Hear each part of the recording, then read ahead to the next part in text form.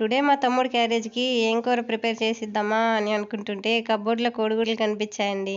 సరే కోడిగుడ్లు కనిపించాయి కదా అని కోడిగుడ్డు కూర చేద్దాం అనుకున్నాను. ఇంతలో టీవీలో 'కొడితే కొట్టాలిరా సిక్స్ కొట్టాలి' అని సాంగ్ వస్తుంది.